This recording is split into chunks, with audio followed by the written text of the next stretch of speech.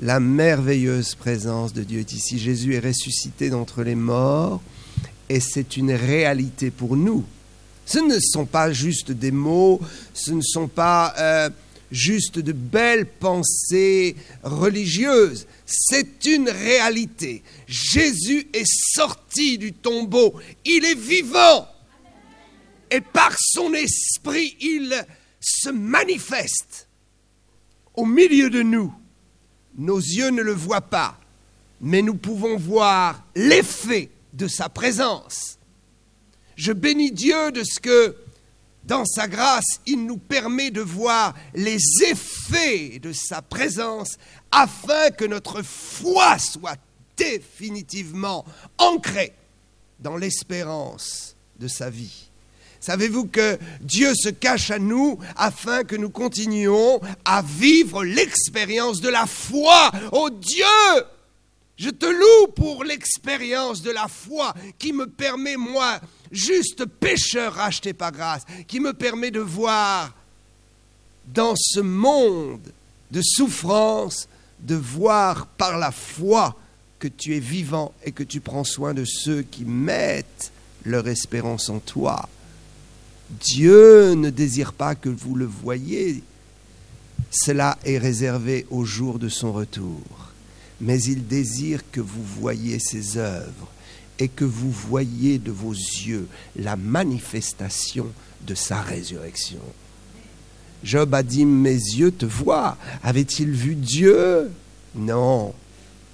Il a vu les œuvres qui manifestent que Dieu est un Dieu vivant. Je suis donc le pasteur Daniel Vindini, pour ceux qui ne me connaissent pas. Vous pouvez me suivre sur YouTube, sur Internet. Vous pouvez également visiter mon site Salut pour le monde. Le ministère, le nom que Dieu a donné pour mon ministère, je l'ai reçu il y a une 30aine d'années, c'est Salut pour le monde. Dieu m'a dit, il faudra que tu appelles ton ministère Salut pour le monde. Et jusqu'aujourd'hui, dans tous mes déplacements, c'est l'association Salut pour le monde qui gère toutes mes actions. Nous avons une association qui est reconnue par la loi 1905 et par la préfecture de Rouen, ce qui est avantageux car nous pouvons donner des déductions fiscales jusqu'à concurrence de 66% sur les dons qui nous sont faits pour prêcher l'Évangile. On a un secrétariat qui est très bien fait, qui est efficace et on essaie de travailler dans l'excellence. Travailler dans l'excellence est important, vous savez. Si vous marchez avec Dieu dans l'excellence, vous verrez combien l'excellence honore Dieu et combien le fait d'honorer Dieu produit la délivrance et la bénédiction. Si vous travaillez avec sérieux avec le Seigneur, cela produira un effet pour votre guérison physique, pour votre délivrance spirituelle et pour attirer la faveur de Dieu. La faveur de Dieu produit l'héritage. C'est-à-dire que nous avons un grand héritage. Et le problème, ce n'est pas de savoir si nous sommes héritiers de Dieu, nous le sommes.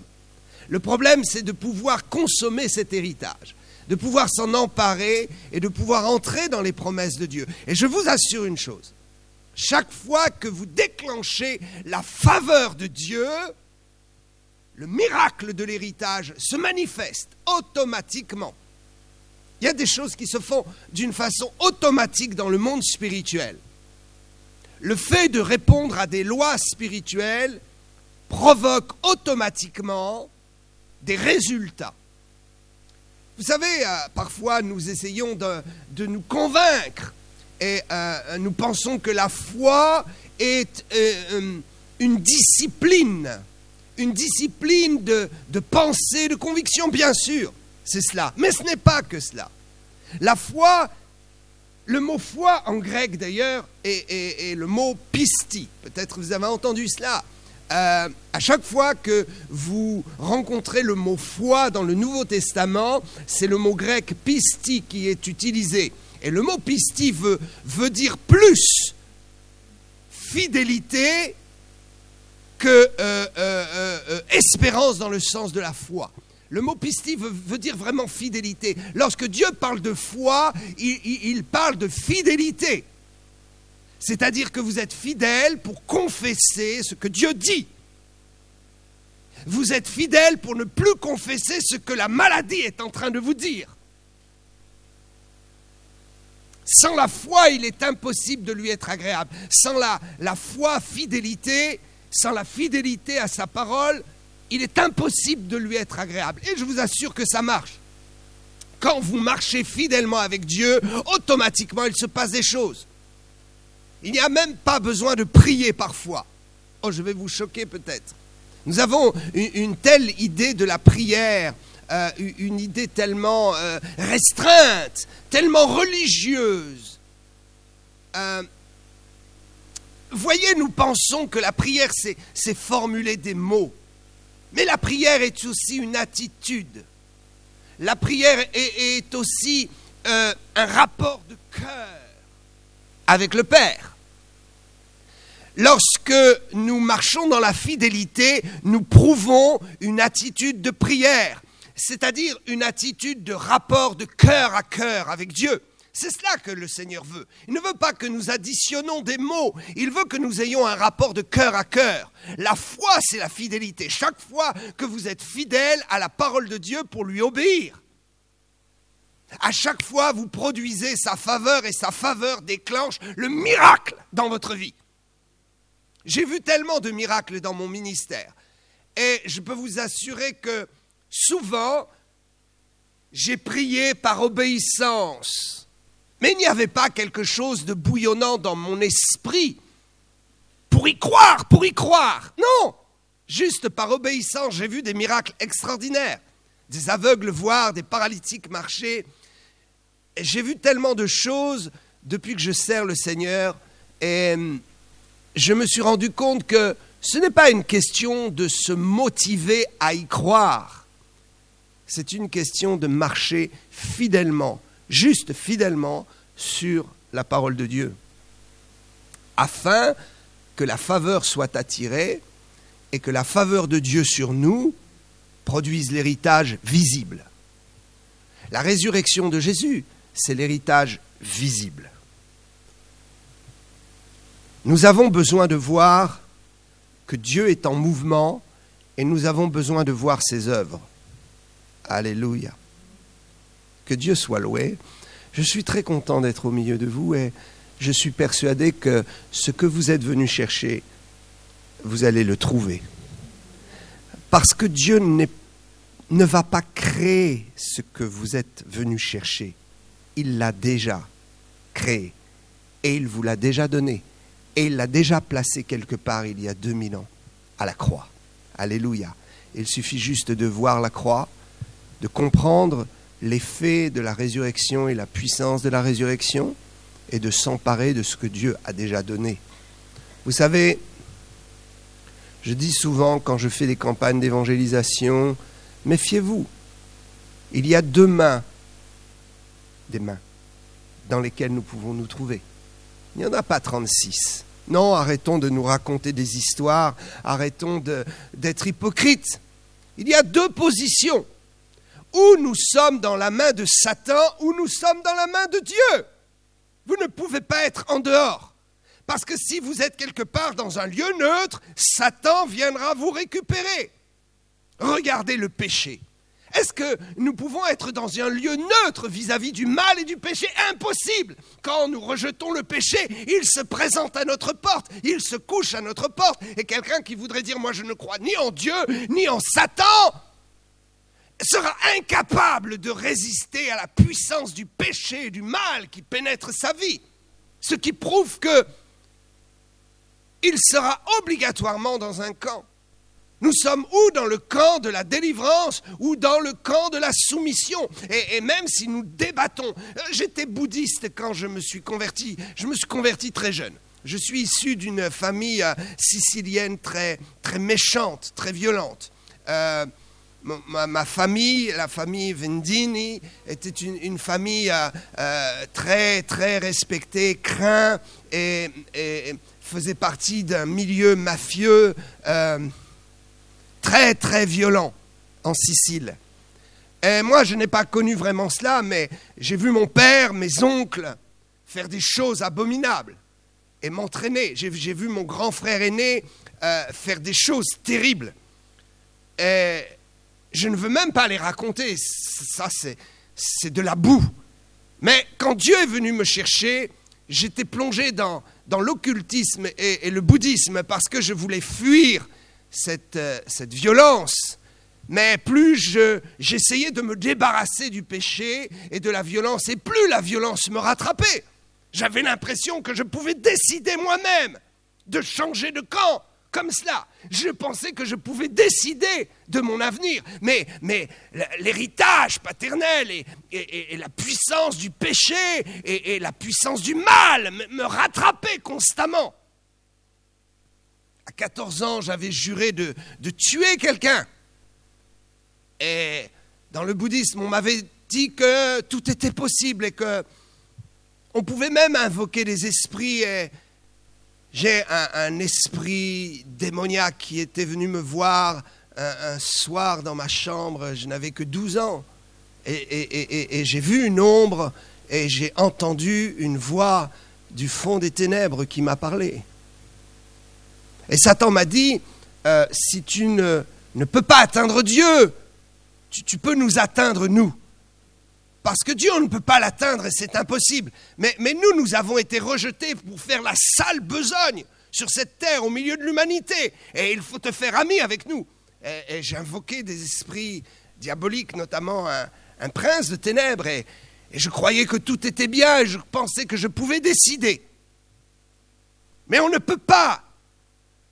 On ne peut pas décider tant qu'on n'a pas décidé d'appartenir à Jésus. Tant que Jésus ne contrôle pas votre vie, vous ne pouvez rien décider. C'est de l'hypocrisie. Vous pensez que vous allez échapper un instant et vous retombez dans le problème. Vous dites, oh, mais je vais échapper à cet adultère, je vais échapper à cette pornographie, je vais échapper à ce mensonge qui ronge ma bouche, je vais arrêter d'être méchant, violent. Mais si vous n'avez pas Jésus, cela, c'est juste pour un temps. Le mal vous rattrapera parce qu'il n'y a pas d'autre possibilité. Ou vous êtes dans la main de Satan, ou vous êtes dans la main de Dieu. Et si vous ne voulez pas être dans la main de Dieu totalement, la main de Satan viendra vous rattraper. Parce que Dieu ne force personne. Il nous laisse tellement libres, mais Satan ne nous laisse jamais libres. Et quand on est venu me parler de l'Évangile, ça a été une véritable révolution. À 16 ans, je me suis converti. Et je n'ai jamais renié par la grâce de Dieu. Je vais fêter mes 40 ans de conversion demain, le 1er mai. Je suis surpris d'être ici et je vois quand même le plan de Dieu. J'aurais pu être en mission en Afrique ou au Brésil ou aux États-Unis ou ailleurs, mais Dieu a voulu que je fête mes 40 ans de conversion ici en France. Et au milieu de vous, je bénis le Seigneur pour les chambres de guérison. Et quand je me suis converti, j'ai fait vraiment un pacte avec Dieu. Et je ne suis jamais retombé dans l'occultisme. Jamais. Dans le bouddhisme. Jamais. J'ai prié, jeûné. Les gens qui m'ont entouré ont vraiment été sympas avec moi. Ils ont vraiment prié pour ma délivrance. Et je ne suis jamais retombé dans la main de Satan. Savez-vous ce qui se produit ? Dieu nous laisse libres de venir dans sa main. Et si nous ne venons pas dans sa main, oh, peut-être vous dites, moi, je crois en Dieu, je suis religieux. Mais regarde ta vie, elle est pleine de problèmes. Peut-être tu crois que tu es venu dans la main de Dieu, mais est-ce que tu as tout donné à Dieu ? Est-ce que tu es dans la foi pistie, qui est une foi fidèle, ferme ? Est-ce que tu as mis Dieu premier, vraiment ? C'est la question, je ne t'accuse pas, le ciel ne t'accuse pas. C'est juste une question, il faut analyser. À un moment donné, il faut dire c'est trop, je dois m'arrêter à analyser. Vous êtes ici pour cela, pour analyser les choses, savoir comment faire pour vous en sortir, savoir comment faire pour grandir. Peut-être il y a des gens ici qui n'ont pas tant de problèmes que cela, et ils se font une montagne d'un problème qui va être résolu très vite. Aujourd'hui, maintenant, je vois des vies libérées. je vois des montagnes qui s'effacent. Je vois des problèmes qui ont été vus comme des montagnes et Dieu change les lunettes, il change ta vue et tu vois que ce problème est tout petit. Et finalement, tu te dis, je suis là parce que je vais grandir avec Dieu. Alors, le Seigneur ne t'oblige pas. Il te dit, viens. Et parfois, il y a des chrétiens qui viennent dans la main de Dieu et qui repartent. Ils viennent et ils repartent. Ils ne sont pas constants. Et à chaque fois qu'ils repartent, ils pensent qu'ils sont libres et qu'ils peuvent décider. Mais le mal les rattrape. Et l'autre main, c'est la main de Satan. Dieu vous tient dans sa main comme cela. Et Satan vous tient dans sa main comme cela. Voyez la différence. Il vous tient et pour en sortir, il ne faut que la puissance de Dieu. Dieu ne vous condamne pas et ne vous oblige pas. Sa main est toujours ouverte. Et quand vous êtes dans sa main, vous êtes absolument protégé. Mais sa main est toujours ouverte. Et vous êtes libre. Mais Satan ne rend pas libre. Il est temps de dire non. Il est temps de décider de sortir de ses griffes. Il est temps de décider de sortir de cette peur. C'est la peur qui tient les gens liés dans la main serrée de Satan. Mais quand nous n'avons plus peur et que nous croyons la puissance de la résurrection, nous allons voir les effets de l'existence de Jésus par son esprit qui viendra brûler la main de Satan au point qu'elle s'ouvre pour vous libérer. Alléluia. Alléluia. Je crois dans ces choses parce que je les ai expérimentées. Ne vous laissez jamais enseigner par quelqu'un qui n'a pas expérimenté ce qu'il vous transmet. Il faut de l'humilité pour accepter de dire, ok, si je parle de guérison, je dois avoir vu la guérison dans ma vie. Sinon, je laisserai quelqu'un d'autre en parler. Je veux parler du salut si j'ai expérimenté le salut. Je pense que la puissance du témoignage est forte. C'est pourquoi Dieu nous dit d'être des témoins. Vous savez, nous sommes un peuple d'adorateurs et de témoins. Ce que nous faisons, c'est quoi finalement ?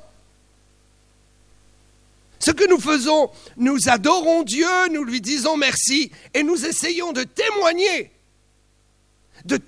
de ses œuvres pour démontrer que par ses œuvres, il est vivant et il est ressuscité. Alléluia. J'ai vu tellement de belles choses dans ma vie. Je suis marié avec Rachel et nous servons le Seigneur. Nous avons 3 enfants. Et la dernière, il y a Jean-Charles, il y a Marie-Hélène et il y a Claire-Lise, la dernière. Et quand Claire-Lise est venue au monde, il y avait quelque chose de tellement bizarre. Et nous n'avons pas voulu croire, nous fermons les yeux. Vous savez, des fois, nous sommes rongés par des problèmes et le vrai problème n'est pas le problème. Le vrai problème, c'est le déni. Ne pas vouloir reconnaître. Prenez un exemple. Aujourd'hui, il y a un mal dans la société, c'est une maladie, ce n'est pas une honte. C'est la perte de mémoire. Je pense que le problème des ondes, le problème des téléphones portables, le problème de tout ce que l'on mange qui est transformé génétiquement, les organismes génétiquement transformés que nous prenons, la viande que nous prenons qui est polluée, qui porte en elle une trace d'abomination. Vous savez qu'on broie les os de certaines carcasses d'animaux et on donne ça à manger dans de la farine animale à d'autres animaux. On les rend carnivores, des animaux qui ne sont pas carnivores et qui mangent de l'herbe. Normalement, on leur fait manger des ossements. Et on les rend carnivores. Il y a quelque chose qui ne va plus dans notre société. Et les molécules, les cellules sont de véritables poisons et nous absorbons ça et ça crée des déséquilibres. N'ayez pas peur de Alzheimer. Alzheimer n'est pas une maladie honteuse. C'est une maladie, c'est tout. Et il y a des gens qui perdent la mémoire, qui sont Alzheimer, et leur problème, ce n'est pas d'être atteint par cela, le problème, c'est d'être dans le déni, de ne pas vouloir le reconnaître. Pour chasser un problème, il faut d'abord l'identifier. Reconnaissez ce qui doit être chassé de votre corps, de votre vie. Et n'ayez pas honte de vos maladies. Non, n'ayez pas honte. Quelle que soit la maladie, n'ayez pas honte. Quel que soit le problème, n'ayez pas honte. Nous sommes dans un pays d'assistanat. Et cet assistanat fait que les gens n'ont plus d'énergie. N'ayez pas peur. Il y a des gens qui ont honte de dire qu'ils se lèvent à 11h tous les matins parce qu'il y a une force diabolique qui les tient là. Ils n'ont plus d'énergie, ils n'ont plus envie de faire, ils n'ont plus envie d'entreprendre. Et quand vous les voyez, ils vous disent « Oh, prie pour moi, je suis dépressif ». Mais en fait, le problème n'est pas la dépression. Le problème est le découragement de cette société hypocrite, franc-maçonnique et méchante. Nous allons prier pour réveiller la France. C'est possible, l'évangile en France. C'est possible de chasser les puissances des ténèbres. C'est facile de chasser les puissances du mal par la prière, parce que nous sommes des chrétiens. Et nous allons lutter contre cet esprit franc-maçonnique qui pousse la société à l'assistanat.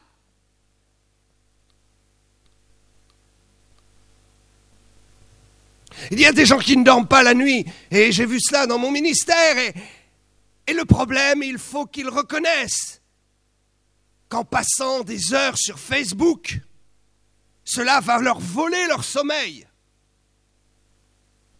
Les réseaux sociaux, c'est très bien, mais on est pollué avec cela.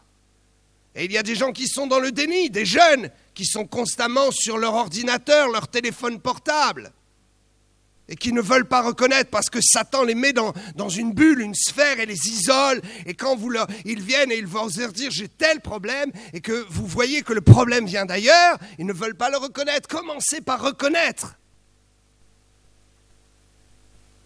que les réseaux sociaux aujourd'hui sont une drogue. On étale sa vie privée, on ne sait même pas qui est derrière. Il y a des gens qui prennent le nom de chrétiens qui sont des extrémistes religieux. Oh, que ce soit catholique, bouddhiste, que ce soit musulman, peu importe. Chaque religion a son potentiel de délire, de méchanceté. Moi, je n'accuse personne, je prêche Jésus. Le christianisme a eu aussi son époque ténébreuse. Au nom de la religion judéo-chrétienne, catholique, 50 millions de personnes sont mortes pendant le Moyen-Âge sur les bûchers par l'Inquisition.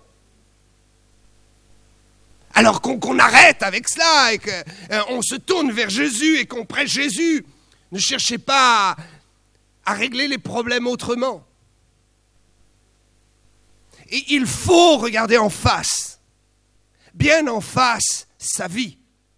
Et arrêter de dire non, je ne veux pas voir le problème. Par la puissance du Saint-Esprit, Dieu vous ouvrira les yeux. Et il vous donnera la force d'accepter de voir qui vous êtes pour comprendre ce que vous devez devenir.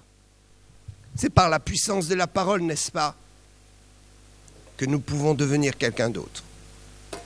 Ok, jeune homme, hello, how are you? Tu notes mon message? S'il te plaît. Sinon, il ne faut pas être devant. Il y a un principe avec l'onction. Si tu veux, je te respecte complètement. Mais si c'est pour jouer avec ton téléphone, tu vas derrière. Sinon, tu vas me casser l'onction. Tu sais, on est humain. Je vais t'expliquer une chose. Je t'aime beaucoup, je ne te juge pas, mais je veux t'expliquer un principe. Ici, il y a des gens qui ont fait des kilomètres, qui ont dépensé de l'argent, qui ont investi du temps. Pourquoi? Parce qu'ils veulent tellement être délivrés. Et moi, je me suis préparé dans la prière et même le jeûne. Et juste une distraction peut me faire perdre l'onction. Et quand l'onction est partie, pour faire revenir l'onction, c'est très difficile. Et ceci, ce sont des réalités. Tu sais que Dieu veut bénir ta vie. Et il veut bénir tes études, au-delà même de ce que tu penses. Parce qu'il faut que tu te concentres sur tes études. Parce que Dieu veut te faire sortir du panier, du lot, et il veut t'aider. Tu es encore en études? Il faut que tu étudies. Tu as à quel âge? Tu n'as pas fini d'apprendre. Et ton avenir est basé sur la capacité de retourner apprendre. Je te dis ça de la part de Dieu. Retiens cela. Sinon, tu ne pourras pas rentrer dans le potentiel de ce que Dieu a prévu pour toi. Il y a vraiment un potentiel sur ta vie, dans ta vie. Mais il y a besoin d'une poussée. Et cette poussée, c'est la concentration à vouloir apprendre et à vouloir grandir dans la connaissance.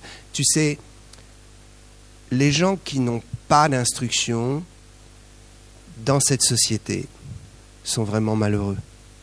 Et aujourd'hui, il y a une telle compétition à l'intellectualisme qu'il faut rentrer dans la course.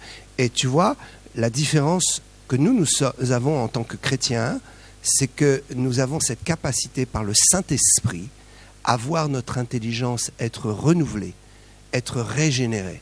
Et ça, c'est important. C'est le Saint-Esprit qui donne l'intelligence. Et c'est le Saint-Esprit qui nous fait avancer. Tu sais, j'étais un jeune gamin, j'avais 16 ans quand je me suis converti. Et je prenais plaisir à être le dernier de la classe parce que mes oncles m'avaient dit, il faut que tu te battes. Et c'est à la force de ton poignet, et c'est en soumettant le monde, parce que dans ce monde, il y a ou les requins, ou il y a les leaders, et il y a tous les autres. Et quand je suis venu à la foi, je parlais très mal. Je parlais un langage de la rue, j'avais du mal à m'exprimer, j'étais incapable de faire une dissertation, et je faisais des fautes d'orthographe.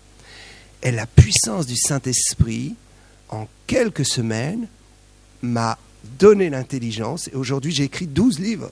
Un bourricot qui a écrit 12 livres. Et je disais ceci. Mon oncle me disait, écoute, dans une classe d'école, il n'y a que 2 positions qui sont regardées. Le premier de la classe et le dernier. Comme tu ne pourras pas être le premier, distingue-toi et sois le dernier et que personne ne prenne ta place. Waouh! Alors j'étais vraiment le dernier. Mais par la grâce de Dieu, je suis devenu ce que je suis devenu. Et je vous aime, peuple de Dieu. Je voudrais tellement que le Saint-Esprit vous touche et que vous vous sentiez à l'aise et que vous trouviez la clé de votre avenir. La clé qui va vous ouvrir une porte vers l'avant. Et je crois qu'il y a des clés que Dieu nous donne pour fermer les portes derrière nous, et il y a des clés que Dieu nous donne pour ouvrir notre avenir. Parfois, c'est assez difficile, et on dit « Oh Dieu, tu as été dur avec moi ». Il nous donne une clé, il faut fermer derrière. Et parfois, il nous donne une clé pour ouvrir devant. Alors on dit « Waouh, Dieu est un Dieu bon ». On aime, n'est-ce pas, les clés qui nous ouvrent l'avenir. Mais il faut aussi accepter parfois que Dieu nous donne des clés pour fermer notre passé et boucler ce qui ne va pas et dire « On va en finir avec cette chose qui nous oppresse, qui nous aliène, qui contrôle notre vie ». Alléluia. Je crois que le Seigneur est vraiment à la porte et qu'il veut emmener une église glorieuse au ciel. Vous faites partie de cette église glorieuse qui va partir au ciel. Nous sommes là et nous en faisons partie. Dieu veut préparer l'épouse. Il veut que l'épouse soit ornée des plus belles choses, du parfum de Christ, de la belle robe blanche, de l'éclat de sa lumière. Jésus ne va pas venir chercher une épouse triste, il vient chercher une épouse glorieuse. Et vous êtes l'épouse. L'église, ce n'est pas un bâtiment. L'église, c'est chacun d'entre nous. Nous sommes les pierres vivantes. Alléluia. Que Dieu soit loué, que Dieu soit loué. Je lisais hier Colossiens 3,16, que la parole de Christ habite parmi vous abondamment. Tout ce qui vient pour habiter en moi doit être rejeté une seule chose. Je dois désirer une seule chose, que la parole de Dieu habite en moi. Alléluia! Cela démontrera que je suis dans sa main et que j'habite dans son royaume. Parce qu'en fait, quand on dit que la parole de Dieu vient habiter en vous, c'est tout simplement pour attester et démontrer que vous habitez dans le royaume de Dieu. Il y a des gens qui n'ont pas compris que la parole de Dieu doit amener la lumière à l'intérieur. Et ils attendent toujours une délivrance qui va se passer avec un coup de baguette magique. Mais ils n'ont pas compris qu'ils sont déjà baignés dans un environnement de délivrance. Et que le seul problème, c'est de laisser cette délivrance pénétrer en eux. J'étais un jour en vacances. Et il faisait beau, il faisait chaud, un peu comme hier, avec une belle luminosité, un bel éclat.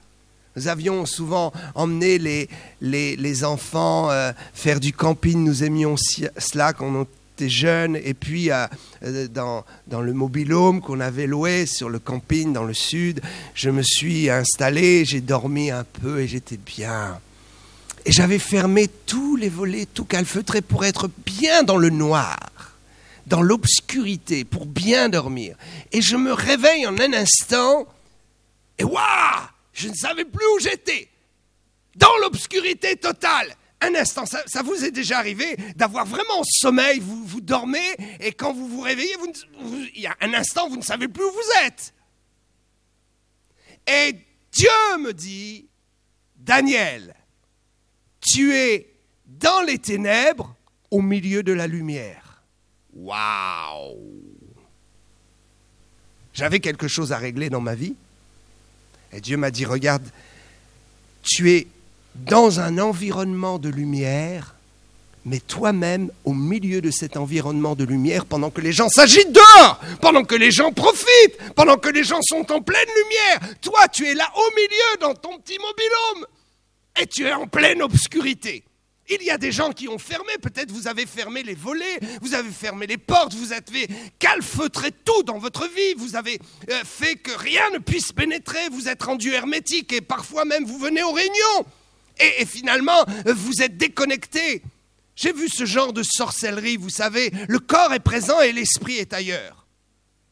Le corps est présent, mais l'âme ne ressent plus rien. Les yeux sont ouverts, mais il n'y a plus aucune lumière qui pénètre. Les oreilles sont ouvertes, mais on est ailleurs. Le problème, il faut ouvrir les volets, il faut ouvrir les fenêtres. Il faut laisser la parole pénétrer en vous. Il faut ouvrir les yeux et accepter de vous voir tel que vous êtes. Alléluia. Que la parole habite. Je me suis expliqué hier sur la traduction Louis II qui dit « habite parmi vous ». En fait, la traduction, c'est « habite en vous ». Mais le mot grec utilisé est un mot qui veut dire, lorsqu'il dit « en vous », c'est totalement vous, c'est-à-dire qu'il fasse partie de vous. Parmi vous, dans le sens où il fait partie intégrante. Nous devons laisser la parole faire partie de notre vie. Nous confessons la parole. Savez-vous que Satan confesse aussi la parole? Il la connaît. C'est une différence de connaître la lumière. C'est une autre différence d'être baigné dans la lumière et d'être marié avec la lumière. C'est une chose que de connaître la parole de Dieu, de connaître les versets bibliques. C'est bien, mais c'est une autre chose que cette parole fasse partie intégrante de moi, qu'elle me concerne, qu'elle me fasse bouger. Nous sommes trop religieux et théologiques. Et ce qui compte, ce n'est pas que la parole entre dans mon cœur. Oh, je vais vous choquer. Elle entre dans mon cœur, elle entre dans mon esprit et mon âme, dans mon âme. Mais elle ne doit pas demeurer là. Elle doit aller s'installer dans mon esprit. Nous sommes faits corps, âme et esprit. Et nous recevons la parole de Dieu dans nos sentiments, nos pensées. Et alléluia. Mais Dieu veut que cette parole habite. et viennent pénétrer notre esprit. C'est-à-dire qu'elles viennent régner en nous au point de nous donner un réma qui va nous faire changer de position. La parole est spirituelle. Ce n'est pas un discours, c'est quelque chose de spirituel. La parole de Dieu a le pouvoir de pénétrer jusqu'au niveau de notre esprit pour déclencher un réma. Et quand vous la recevez vraiment dans votre esprit, il n'y a rien besoin de faire. Vous vous levez et vous constatez un résultat. Ne me demandez pas comment est-ce que la parole peut aller dans l'esprit. C'est une expérience qu'il faut faire. Je peux juste vous dire que quand vous recevez un réma, un éclaircissement, la parole a pénétré votre esprit. Si je vous parle et qu'en un instant, vous réalisez quelque chose, c'est que la parole a atteint l'esprit. Alléluia. Et quand la parole de Dieu a atteint notre esprit, un bénéfice se produit. La parole habite en moi. Elle vient pénétrer mon esprit. Au moment où elle pénètre l'esprit, elle règne en moi. Il y a Satan qui connaît la parole de Dieu, mais la parole n'a jamais régné dans le cœur de Satan. Ça fut son problème. Il la connaît mieux que vous et moi. Il est capable de citer mieux les versets bibliques que vous et moi. Mais la parole n'habite pas en lui. Il la connaît, mais elle n'habite pas en lui. Il la connaît, mais elle ne produit pas d'effet en lui. Il la connaît, mais elle n'est pas une révélation pour lui. Parce que si elle eût été une révélation, il aurait compris qu'il y avait un grand désavantage à vouloir se faire l'égal de Dieu. Et que c'était très mauvais pour lui d'être rejeté. Mais maintenant, il est rejeté. Parce que la parole n'a pas habité en lui. Alléluia. Je vois la parole de Dieu habiter dans votre esprit. Je vois la parole de Dieu habiter dans l'esprit de quelqu'un et révolutionner sa vie. Alléluia. Nous allons aller au ciel et il faut être sérieux, il faut se préparer pour l'éternité. Que la parole de Christ habite en vous. Instruisez-vous, exhortez-vous les uns les autres. Cela veut dire que l'apôtre est en train de définir le fait que la parole pénétrant en moi, lorsque j'ouvre les volets, que j'accepte de ne plus être dans le déni, nous avons compris cela, lorsqu'elle vient pénétrer au plus profond de mon esprit et qu'elle crée un réma, une illumination, on dit « Ah, j'ai compris !» Le fameux Eureka. Ah, j'ai compris. À ce moment-là, il y a corps, il y a mariage, il y a union entre la parole et l'esprit. Donc, entre la vie de Dieu et votre propre vie. Et il y a un produit qui s'annonce, un résultat. Alléluia. Le produit de la parole en nous, une fois que nous l'avons reçue, nous la partageons. C'est pourquoi nous sommes un peuple de témoins. Dieu a permis ton problème afin que tu sois un témoin pour en délivrer quelqu'un. Alléluia. Dieu a béni Abraham, nous l'avons entendu avec Abimelech hier. Dieu a béni Abraham et l'a guéri afin que lui-même aille et guérisse Abimelech. Dieu veut te guérir afin que tu sois une source de guérison pour quelqu'un. Quand les gens sont guéris, maintenant je leur dis ceci. Savez-vous que la plus grande des bénédictions va au-delà de votre guérison? Vous avez été guéris pour expérimenter la puissance de Dieu afin de la déverser sur quelqu'un. Afin d'expérimenter le fait d'être ouvrier avec Dieu. Alléluia. Ta délivrance est à la porte. Ta délivrance est près de toi. Et maintenant, la lumière se fait dans ton esprit. Et tu commences à ressentir l'espoir. Et tu sais que tu vas sortir de ta situation pour pouvoir être un témoin. Et pour être un témoin vivant. Quelqu'un qui va pouvoir prier pour quelqu'un d'autre. Quelqu'un qui va pouvoir témoigner à quelqu'un. Et qui va produire l'effet escompté. La puissance de la parole. Alléluia. Que Dieu soit loué. Je voudrais vous interpréter un chant. Ok, on est en famille. Il faut se laisser conduire par le Saint-Esprit. Et pour terminer, je n'ai pas terminé mon explication d'hier, mais je vais la terminer. Il y a 2 choses que je dois terminer. 1, c'est mon explication d'hier. Et 2, c'est le témoignage, je n'oublie pas. Vous vous êtes dit, waouh, il a parlé de sa fille, qu'est-ce que c'était, ça, qu'est-ce qui s'est passé avec sa fille, il nous a dit qu'il vit des miracles, et non, je vais vous donner le témoignage aussi de ma fille, mais pas maintenant. Ma fille a été miraculée. Vraiment, elle a été miraculée. Un très beau témoignage. Et moi-même qui vous parle, je suis un miraculé, je devrais être sur une chaise roulante, j'ai une vertèbre qui est écrasée à plus de 60%. Et techniquement, c'est impossible que je me tienne debout. J'ai vu des sourds recouvrer l'audition, entendre, et quand on regarde, le médecin regarde, il n'y a pas de tympan. Et je suis fatigué, d'habitude je prends mes radios et puis je ne le fais plus, mais j'étais fatigué d'aller voir le médecin pour qu'il prenne les radios. Techniquement, je ne devrais pas pouvoir tenir debout plus de 2 heures. C'est le meilleur diagnostic. Quand on prend une photo du dos, la vertèbre est complètement foutue. Vous savez, c'est la parole de Dieu qui nous tient. La vue de la matière est un mensonge. Parce que ce n'est pas la matière qui a été la première. C'est l'esprit. La matière a été créée par l'esprit. Et la matière est soumise à la loi de l'esprit. Et si la loi de l'esprit a décidé qu'un sourd entendrait sans tympan, il entendra. Et si la loi de l'esprit a décidé que votre dos est complètement fichu et que vous n'allez jamais souffrir et tenir droit, c'est la loi de l'esprit. Alléluia. Ok. Je vais finir avec un chant. Que Dieu soit loué. Je pense que peut-être la technique... Ok, je ne suis pas un chanteur professionnel, mais je veux juste vous partager mon cœur. Je veux juste vous partager mon cœur. Je vous ai expliqué hier, quand la présence de Dieu est dans le cœur d'un homme, et qu'il parle ou qu'il chante, ce qui va sortir de lui, c'est la part de Dieu qui va venir sur vous.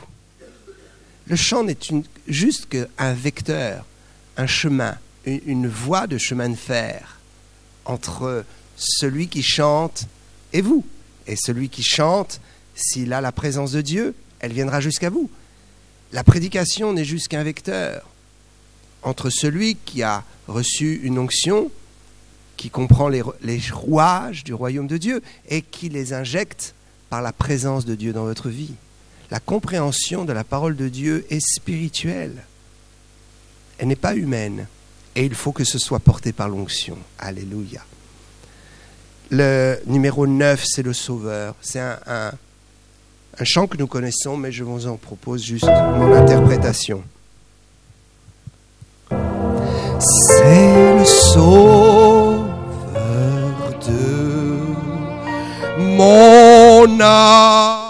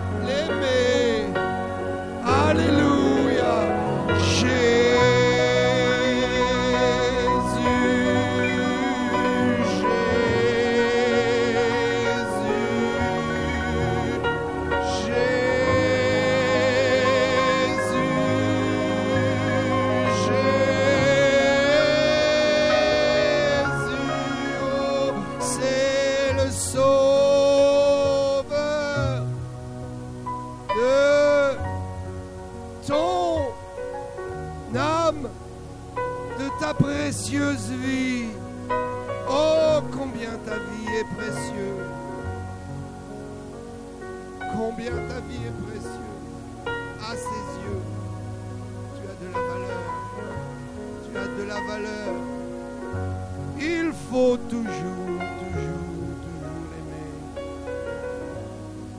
Merci Seigneur Jésus pour ta grâce, ta bénédiction, la richesse de tes miracles pour tes enfants.